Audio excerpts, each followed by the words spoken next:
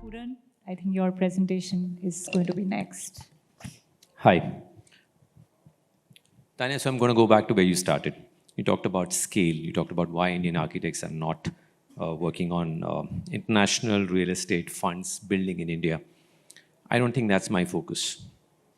My focus is not scale. My focus is not volume. My focus is mindfulness.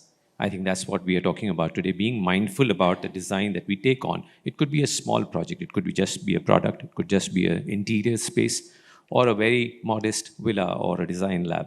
It could be anything that we touch as architects, as designers, and how mindful are we about what we are doing. I think mindfulness includes a lot of things. It talks about climate, it talks about culture of the place, being rooted in heritage, being rooted in the context, being aware of what my natural resources are, where is it the local resources are coming from, how mindful am I of making sure that I am not abusing as architects are known to abuse.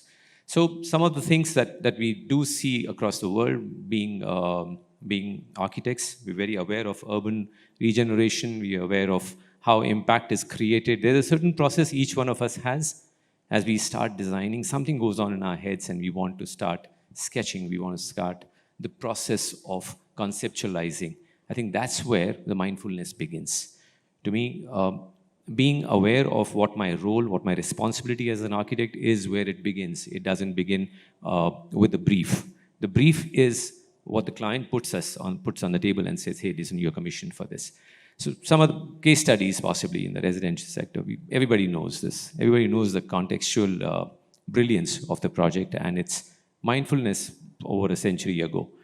Bawa and Kandalama in Sri Lanka have experienced this property. As you're there, you understand the engagement that the architect has had with the entire process of not just conceptualizing and designing it, but executing every single detail.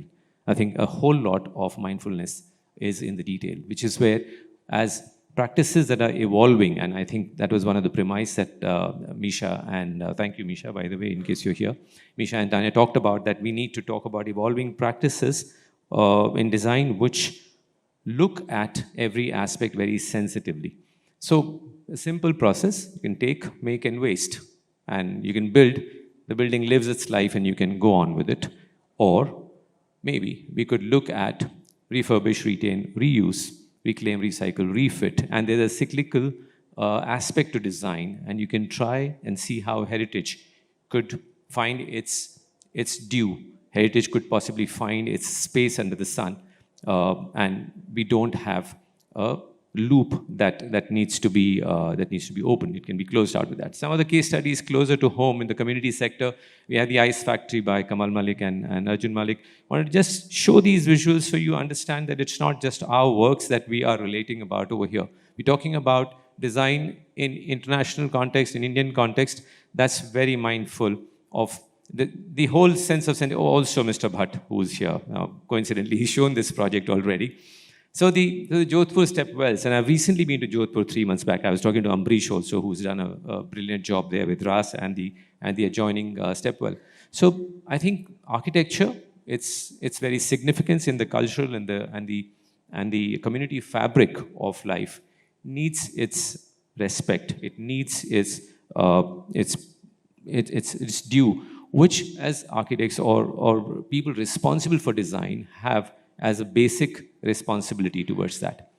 We do some of the work which is oriented towards that as Studio PKA. We have a studio in Fort, Mumbai, which is in the art district, the heritage district of old Bombay City. Explorations through contextual and adaptive responses is somewhere that the studio is recognized as that. Some of the projects that I want to talk about. So to us, being responsible about design is being contextual, being very sensitive towards the environment, be it the landscape, the green, local materials, local sources. This is a villa in Alibag, a project that is come to be known as a vernacular intervention in architecture of the near urban kind.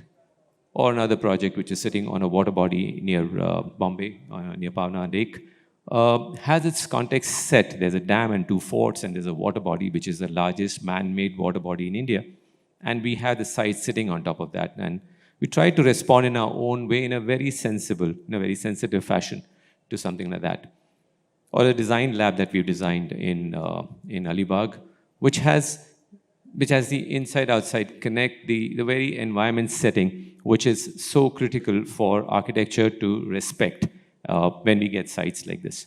Coming back to the adaptive reuse aspect in architecture, it's not just the build, it's what we are trying to restore. The building in Fort, where we found home 7, 8 years ago, and created the loft, our studio, our first studio, which had the whole weave of the old architecture, of the layers that were peeled, and we tried to see what we could discover as the heritage, the glory of the heritage that existed. And a few years later, 5 years later, this is our studio now, where we have redefined that space by adaptively reusing the space and also reusing the material, which is a sustainability for us as an aspect that we care for. A similar thing in Ballard State, another commercial district in Bombay, has this retail store, a lifestyle store that has just revived life for designers and retail customers alike, where it's just about discovering spaces. Going on to urban regeneration of spaces in a similar setting in Ballard State, where we recently spoke about this and had a walk during Kalagoda Festival in Bombay last month. And we have these trapped courtyards, which are public spaces, rightfully ours, and they're not being looked into, they are being disrespected. So some of these areas give us enough insight into what we like to do as architects and designers, where we could just put everything together in one bag as people, as professionals, as sensitive human beings, to try and see how design can cater to not only build, reutilize, but also reuse, adaptively reuse everything that we find around us. Thank you.